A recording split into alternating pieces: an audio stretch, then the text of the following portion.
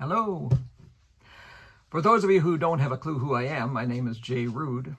For those of you who don't have a clue why I should be talking to you right now, it's because I was responsible for spawning this conference back when dinosaurs still roamed the plains, and of which we are now attending the 30th iteration. I want to welcome you to Bemidji for the 30th Annual Northern Plains Conference on Early British Literature. I was hoping to be here in person to welcome you all, or all y'all, as we say here in Arkansas. But alas, I couldn't make that happen. Nowadays, I'm retired, and the writing I do has less to do with scholarship than with fiction. I'm currently writing a series of Robin Hood novels. So I'm here in my own living room with the help of my tech team, which consists of my wife and 4 dogs, recording a message that we hope gets the job done.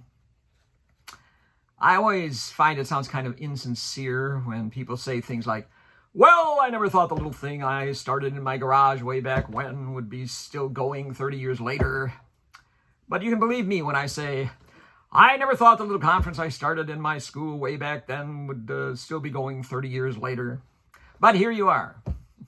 When I came to Northern State University in 1985, I remember having 2 conferences to attend that spring, one in Wisconsin, one in Kansas, a week apart, and I had a $300 travel budget that could have covered about half the airfare for one of those trips, or the registration fees for both of them. Then I just had to figure out how to get there, how to pay for the hotel and meals, and how to get back without selling a kidney. And after a few years of this, I thought, being 250 miles from the nearest city likely to host a large conference is just maybe an opportunity. I was the only medievalist at Northern, of course, and we had one early modernist, and nobody specialized in the 18th century. And there were dozens of small colleges in the area and state universities on the Northern Plains that were in the same situation. One thing we all had in common was teaching Brit Lit 1. Why not a conference that was inexpensive, that people in the region could drive to, where people in similar situations could research in their area and trade ideas about teaching that important Brit Lit 1 course. I knew a few people at some of the closer schools. John Laughlin at Dakota State, who hosted the 2nd conference. Bruce Brandt and Mary Ryder at SDSU, who hosted the 3rd conference. They seemed to be positive about the idea. And what I called the First Dakota's Conference on Early British Literature was born. Some of my own colleagues, like Elizabeth Benkert and an interloping historian named Art Marmerstein, got involved as the conference continued.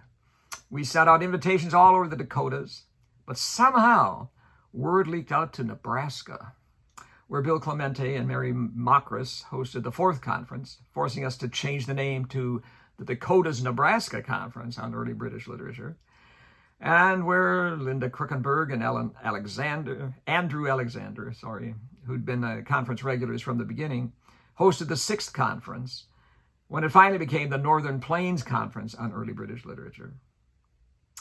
And Minnesota, where David Sprunger and Barbara Olive held the 10th Northern Plains Conference in Moorhead in 2002. In North Dakota, Phil Hansey hosted the 5th conference, and regular attendee Michelle Sauer hosted the 11th conference in Minot and produced what was probably the classiest looking proceeds volume. One of the most popular things that kept the conference going was the decision to publish the proceedings annually and to send that proceedings volume to the MLA for their bibliography. This gave some folks, especially graduate students who got a friendly taste of scholarly conferencing at this small venue, a chance at publication. And when we had well-known keynote speakers who gave us permission to publish their address in the proceedings, it made the volume particularly impressive. This was the key. The conference needed to be small and friendly. Nobody, even the most important speakers, got to make it an ego trip. It helped that most often we didn't run concurrent sessions, but everybody at the conference got to hear everybody else's paper. And everybody had a last business lunch together and had a voice in planning the following year's conference. It was successful in building a network of teachers and scholars from the area interested in each other's work and willing to uplift one another and not tear each other down. And I think that's why it's still going today. 30 conferences later. And that's why when I look at this year's program, I see names that go all the way back to those first conferences. Bruce Brandt. Hi, Bruce. Bob DeSmith. Hello, Bob. Michelle Sauer. Hey, Michelle. David Sprunger. Hi, David. And Art Marmerstein. We're still allowing historians in? Hey, Art. You can't get in without the password. I'm delighted to welcome you all to Bemidji. Thanks to Professor Hamrick for letting me harangue you. I'm delighted you're holding this conference 30 years later. And I'm delighted so many of you are still attending this conference 30 years down the road. We must have been doing something right all this time. I hope to be addressing you at the 60th annual conference. I'll be 102, but I expect to be asked.